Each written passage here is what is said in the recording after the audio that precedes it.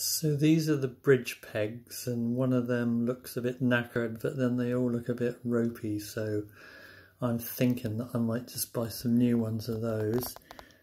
This thing looks like it's just been put in there. I'm sure that's not original, and there's a piezo pickup underneath there.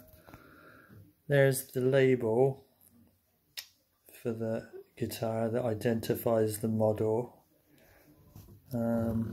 The neck, you can see the scratch marks on the neck, so somebody's tried to clean that neck up at some point by rubbing it with some sandpaper or something, which is not very good because it's left marks and scratches, but they've sort of polished out a bit, but not very much.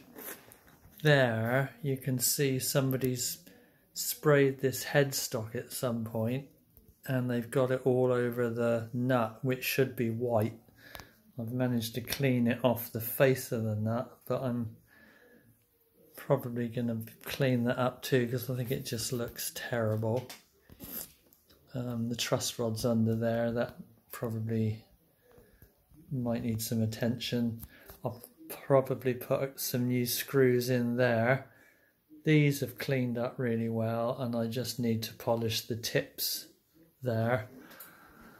That's the serial number on, you can't see it, but there is a serial number in the top of the guitar which identifies it as a 1965 guitar. This is the machine heads. See, the back looks a bit ropey, but actually they're in quite good condition and they all work fine.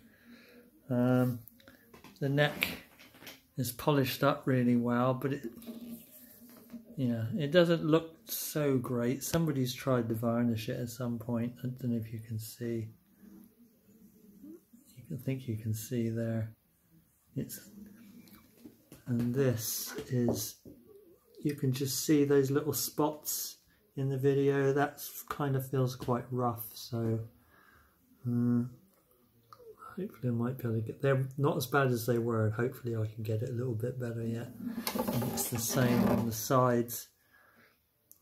You can, I don't know if you can, you can just see there's a little roughness there. It's a million times better than it was, but hopefully I can fix that too.